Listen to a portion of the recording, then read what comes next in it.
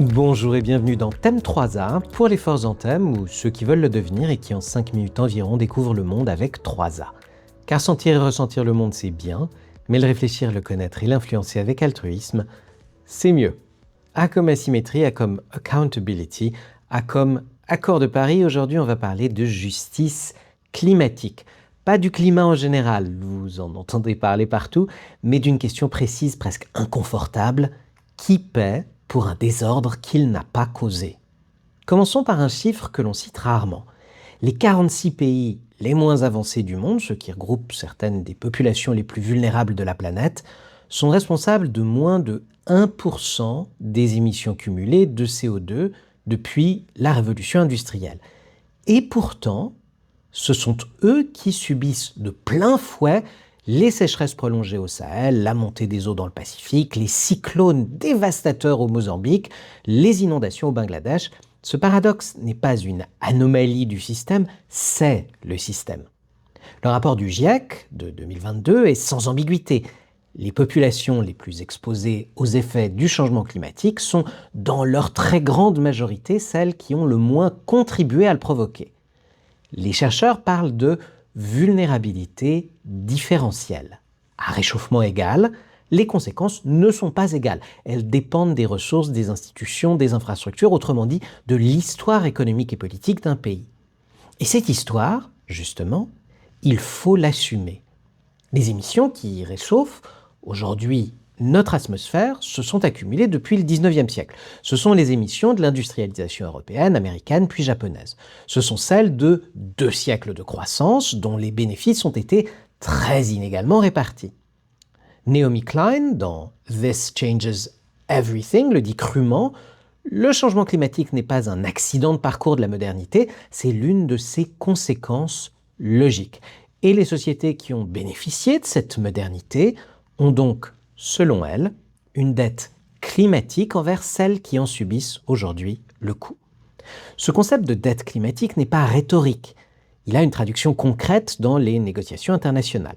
Depuis des années, les pays du Sud réclament que les pays riches ne se contentent pas de promettre de réduire leurs émissions futures, mais qu'ils compensent les dommages déjà subis.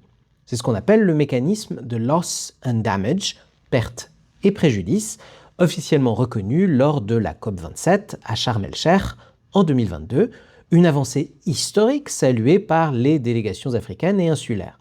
Mais 3 ans plus tard, le fonds est sous-alimenté, les engagements restent vagues et les pays vulnérables attendent toujours des ressources à la hauteur de leur situation.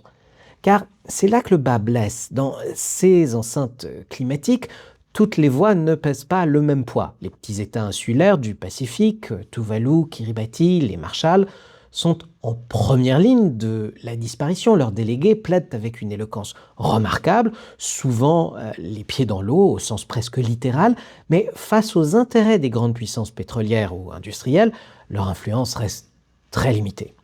Le philosophe camerounais Achille Mbembe parle à ce propos d'une nouvelle forme de ce qu'il nomme nécropolitique, des décisions prises ailleurs par d'autres qui déterminent qui peut vivre et dans quelles conditions. Alors que faire? D'abord, reconnaître que la transition énergétique, aussi nécessaire soit-elle, ne résout pas à elle seule la question de la justice. Décarboner les économies du Nord sans transfert massif de technologie et de financement vers le Sud, c'est se donner bonne conscience sans réparer l'injustice. Le rapport Stern, dès 2006, estimait que le coût de l'inaction climatique serait bien supérieur au coût de l'action. Ce calcul reste valable. Mais il faut y ajouter une dimension morale. L'inaction n'a pas le même coût selon où l'on vit. Et pour toi, futur acteur de l'humanitaire, du développement ou du commerce international, cette question est centrale. Dans beaucoup de crises que tu rencontreras sur le terrain, famine, déplacement, tensions sur les ressources en eau, il y aura une dimension climatique que tu devras savoir lire. Pas comme une fatalité naturelle, mais comme le résultat d'une histoire politique et économique mondiale. Comprendre la justice climatique, c'est apprendre à ne pas dissocier l'urgence humanitaire de ses causes structurelles. La semaine prochaine, on prolongera cette réflexion en se posant une question concrète. Quand les terres deviennent inhabitables, quand les récoltes échouent, quand la mer monte, où vont les gens? Et surtout, le droit international est-il prêt à les accueillir? Merci d'avoir assisté à ce nouvel épisode, et surtout de revenir pour la suite de ce diptyque la semaine prochaine.